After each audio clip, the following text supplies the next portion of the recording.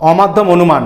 এই অমাধ্যম অনুমান থেকে আমাদেরকে শিখতে হবে লজিক, আবর্তন এবং বিবর্তন কিভাবে আসবে এবং আমরা সেটা কিভাবে করব। খুবই সোজা। অমাধ্যম অনুমান, অধ্যায়টির নাম অমাধ্যম অনুমান। ওকে, অনুমান। এই অধ্যায় থেকে তোমাদের কিন্তু টোটাল নাম্বার আসবে 9, লজিক আসবে 8, লজিক অথবা নোট আসবে কিন্তু। ওকে, লজিক অথবা নোট, আর একটা আসবে এসি কি কিউ, মানে শর্ট টাইপের কোশ্চেন 1 মার্কের। টোটাল কিন্তু আসবে 9। আমরা কিন্তু পরীক্ষায় লজিক করব, নোট করব না। আর লজিক করলে 8-এ 8 তোমাদেরকে দিবেই, কোথাও নাম্বার কাটবে না।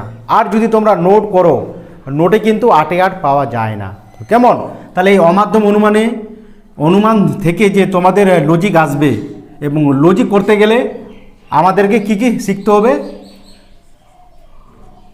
বচন, এ ই আই ও, এই বচনের চেনার নিয়ম আমাদেরকে শিখতে হবে।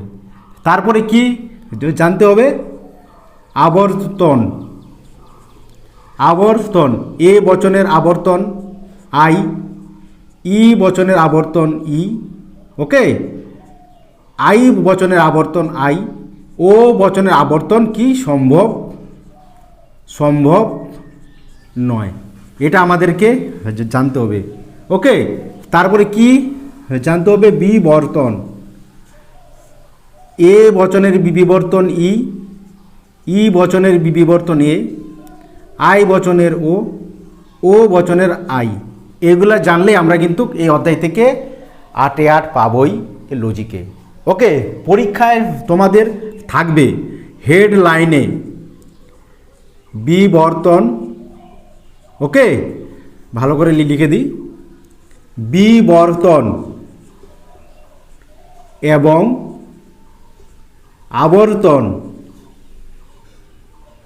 আবর্তন কর। এইভাবেই কিন্তু তোমাদের হেডলাইনে থাকবে, বিবর্তন এবং আবর্তন করো।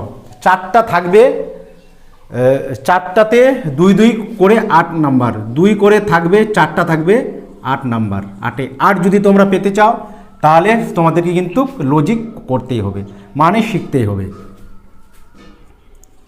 1 নাম্বার দিয়ে তোমাদের পরীক্ষায় আসতে পারে। ওকে, কদাচিৎ,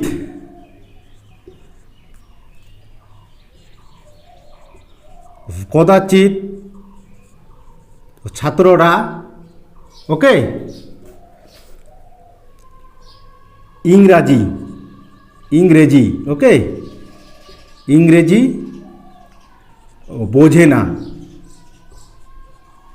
বোঝে না। তাহলে কি বললাম? আমাদেরকে কি প্রথমে জানতে হবে? বচন। এটা কোন বচনে আছে? বচন না করতে পারলে কিন্তু আমরা এই আবর্তন বিবর্তন করতে পারবো না। বচন জানতে লাগবে। এটা কিন্তু বাক্য। ওকে, এটা কিন্তু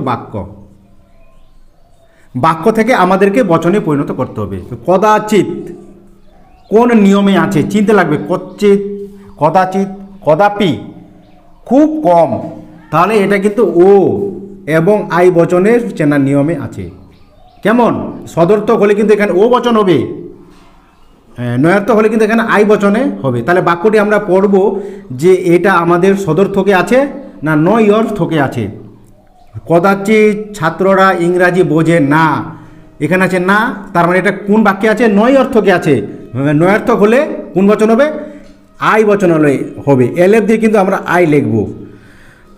যদি এটা এরকম থাকতো, কদাচিৎ ছাত্ররা ইংরাজি বোঝে, নাটা যদি না থাকতো, তাহলে এটা কোন বাক্য হতো?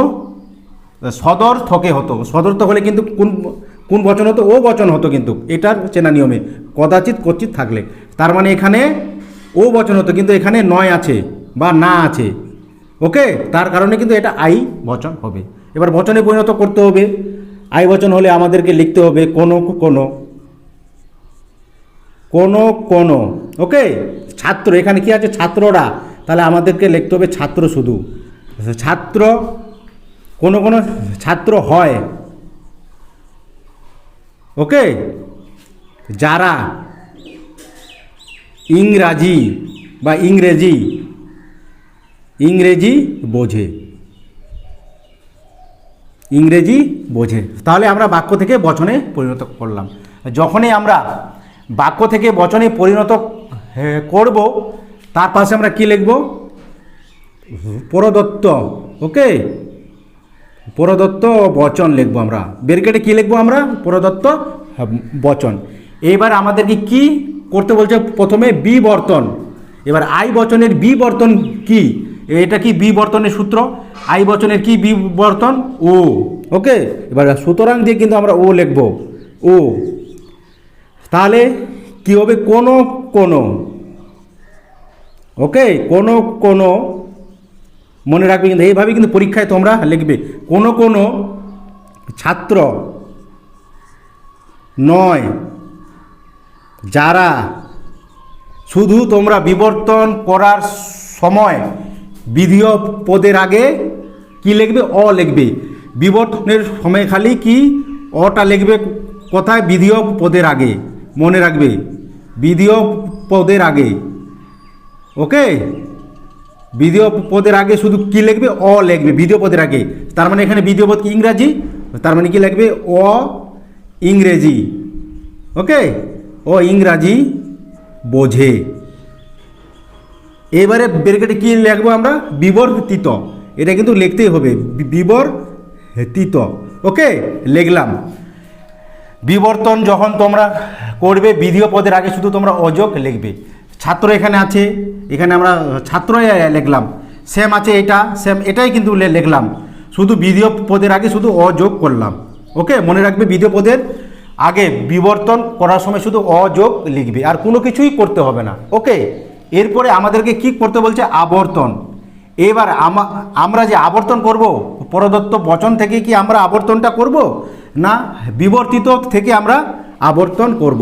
হেডলাইনে যদি এরকম থাকে, 2025 সালে কিন্তু এইবারে আসার চান্স, এটা খুবই গুরুত্বপূর্ণ।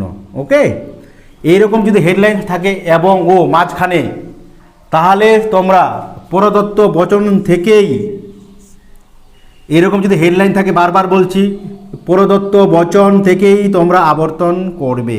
এবার আই বচনের আবর্তন, সুতরাং দিয়ে আমরা লিখব। এবার আবর্তন, আই বচনের কি? আবর্তন আই। Okay, I. তাহলে কি লিখব? কোনো কোনো। ওকে, কোনো কোনো। আবর্তনের ক্ষেত্রে তোমরা শুধু মনে রাখবে, যখন তোমরা আবর্তন করবে, উদ্দেশ্যপদ আর বিধেয় পদ পরিবর্তন করবে। এটা কি ছিল? উদ্দেশ্যপদ মানে সাবজেক্ট। ওকে, এটা কি ছিল? বিধেয় পদ মানে প্রেডিকেট। মনে রাখবে আবর্তন করার সময়, মনে রাখবে শুধু উদ্দেশ্য পদ ও বিধেয় পদ পরিবর্তন, ওকে, করতে হবে। মনে রাখবে আবর্তন করার সময় কি মনে রাখবে? উদ্দেশ্য পদ ও বিধেয় পদ পরিবর্তন করতে হবে। তার মানে এটা উদ্দেশ্য পদ, তাহলে এটাকে পরিবর্তন করতে হবে। আর কি আছে? যারা ইংরাজি বোঝে, এটা কি বিধেয় পদ, তাহলে এটাকেও পরিবর্তন করতে হবে। তাহলে আমরা কিভাবে পরিবর্তন করব? যেটা বিধেয় পদ আছে প্রদত্ত বচনে, ওটাকে আমরা নেব উদ্দেশ্য পদে। তাহলে কি লিখব? কোনো কোনো। ওকে, ইংরাজি, ইংরাজি বোঝা। ওকে, ব্যক্তি, ছন্দটা টানার জন্য আমরা ব্যক্তি লিখলাম। তাহলে কোনো কোনো ইংরাজি বোঝা ব্যক্তি হয়। ওকে, কি লিখব? এটা ছিল উদ্দেশ্য পদে, তাহলে কি লিখবো? এটা আমরা বিধেয়তে ছাত্র। ওকে, তাহলে কি হলো? কোনো কোনো ইংরাজি বোঝা ব্যক্তি হয় ছাত্র। এবার ব্র্যাকেটে আমরা কি লিখবো? আবর্তন করছি, তাহলে লিখবো আমরা কি? ব্র্যাকেটে আবর্তিত। আবর্তিত। এইভাবে যদি তোমরা লিখতে পারো, এক একটাতে 2 মার্ক থাকবে, তাহলে তোমরা কিন্তু এটাতে 2-এ 2 পাবে, কোথাও নাম্বার কাটবে না। 4টা থাকবে, 8 নাম্বার, 8-এ 8। এইভাবে করবে। আবর্তনের সূত্রগুলো মনে রাখবে। আবর্তন, এ বচন আবর্তন আই, ই বচন আবর্তন ই, আই বচন আবর্তন আই, ও বচন আবর্তন কিন্তু সম্ভব নয়। ওকে, তারপরে বিবর্তনের সূত্রটা মনে রাখবে। এ বচনের বিবর্তন ই, এর এ, আই এর ও, এর আই। তারপরে মনে রাখবে আবর্তন করার সময় খালি উদ্দেশ্য পদ আর বিধেয় পদ পরিবর্তন করতে হবে, আর বিবর্তন করার সময় শুধু বিধেয় পদের আগে শুধু ওটা যোগ দিবে করে, তাহলেই তোমাদের লজিক হয়ে যাবে। লজিক তোমরা 8 এ 8 পেয়ে যাবে, কোথাও নাম্বার কাটবে না। ফিলোসফি মানে কিন্তু লজিক, ফিলোসফি করলে 100তে 100 পাওয়া যায়। এটা কিন্তু রাষ্ট্রবিজ্ঞানের মতো আর ইতিহাসের মতো না যে হ্যাঁ গাদা গাদা নোট তোমাদেরকে পড়তে হবে, শুধু বুঝতে হবে টেকনিকটা, আর কিছু কিছু নিয়ম তোমাদেরকে শুধু মনে রাখতে হবে। তাহলে দেখবে তোমরা ফিলোসফিতে তোমরা 95 বা 98 বা 100তে 100 পাবে, কোথাও নাম্বার কাটবে না।